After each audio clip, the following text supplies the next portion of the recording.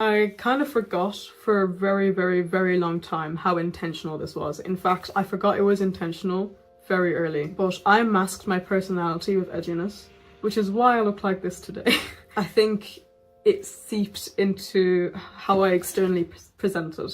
It very likely was part of me being autistic. And because I didn't know I was autistic for most of my life, I think I was doing a lot of things, or there was a lot of things I didn't understand about myself, that these were my ways of coping with it. When I was young, I was very, very expressive, and I'm only just starting to get that expressiveness back in my life because now I'm not demonizing it, but I used to be very expressive, very vibrant, and pink was my favourite colour. I liked all the girly things, and that stayed very consistent until high school or secondary school. That's when it started. That was when I started realising that the way I am didn't suit those around me, and I wanted so deeply to fit in, I wanted so deeply to make friends, and I was struggling. In primary school, it was a very small school, and there was quite a variety of people, so I never felt so much that I had to change myself because I felt accepted. Although I didn't have many friends, I was cool with like one or two close friends, and even though my closest friend when I first joined that school left during primary school, there were a few of the people that I stayed connected with that kind of filled that void for me, but it also allowed me to make a friend that was really toxic for me, that I didn't actually want to be friends with. But I digress. Yeah, it was mainly once I got into high school, because it was a big school, so there was a lot more people, and I realised that the social dynamics were changing and what was expected of others was changing, and I quickly felt like I was too much for those around me. I quite literally, and I remember this being a very, very, very conscious choice. It was not unconscious, it was a very conscious choice. I decided that I wanted to mirror Mikasa from Attack on Titan. I wanted to mirror her personality, and I failed a lot because when you start a mask, you get used to embodying the mask. So sometimes my original personality would come through, and it would be a conscious effort to dull my emotions, dull my expressiveness, be more calm and collected, because I was so sensitive as a person as well, and other people weren't. So it's like, oh my god, like I feel so different to everyone around me, like this is uncomfortable. I hate feeling like this very open wound in front of others, and they're just looking at me like, why is she doing this? Hated it. I was like, I need to be more chill, I need to be more collected, I need to like not show so much emotion.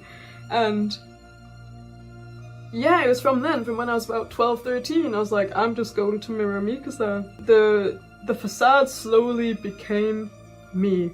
Eventually, I didn't even have to create the facade anymore. I would just act like that automatically. Far enough down the line, when I was like 17, 18, I forgot that it was a facade to begin with. I started wearing darker clothes, started getting into sadder music. My favourite characters in media and video games and such quickly became the edgy on the outside, soft on the inside characters. I was really, really, really, like, I was obsessed with Final Fantasy as a teenager, and you can imagine my favourite characters were always like Cloud, Noctis, Lightning. They reflected how I felt inside, so on the outside they were often projecting like a really hard front too. And it's very subconscious, like I did not even realise this like until I became an adult, like wow, I was so attracted to these characters. But they projected a hard shell on the outside, but on the inside, you know, you find out later in the stories that they're actually quite soft. Noctis is a bit more openly soft, and I admired their strength, and I resonated with their sadness because I didn't also realise how much sadness I was carrying, because I often wasn't trying to let myself feel it. Even though I was trying to prevent myself feeling all emotions, in general, just dialing myself down to a great degree. I think that created a lot of emotional dysregulation in me, and a lot of it that was hidden under the surface that I didn't realise. But I noticed when I would see old text messages that I shared with friends from when I was a teenager, and I read back at them recently as an adult, I realised that like it came out in like interesting ways. Like he'd come out in little bursts of anger that I don't think I was able to recognize at the time. But when you don't allow yourself to feel emotions, they just become like a force of nature against you. Yeah, and it probably led me to getting into like goth music. I got into metal music first. No, sorry, I got into rock music, and then I got into metal, mainly like Rammstein, so like industrial metal. I got into a lot of German metal around this time, I think followed by Rammstein, but smaller German bands that were actually really cool. And then because of my clothing taste, because I started like slowly getting rid of all the colored clothes in my wardrobe, and I started getting more and more and more black. And I was into the goth aesthetic. I didn't actually know what goth music was, so I looked into it because I was into goth fashion, but I was like, what's goth music? And I got into the classics like Bauhaus, Susie, etc. And then I got into modern goth music. And even though I'm not putting on a facade in the way I used to, I genuinely like this music now, so I carry it with me. But I'm digressing. Just wanted to explain that, like, not all of it was fake, you know? Like, even though I probably got led to alternative music through my edginess, my love for that music is real, and it prevails to this day, and I still wear all black or monochrome.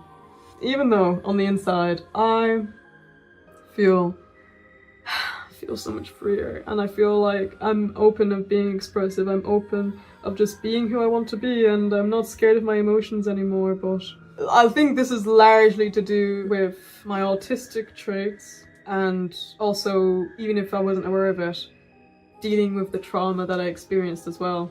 Even though, like I said previously in other videos, I continued my life as normal after it happened, and I just pretended it didn't. I literally just put it so far back to the back of my mind that I was like, I can just live life normally, and I pretty much did.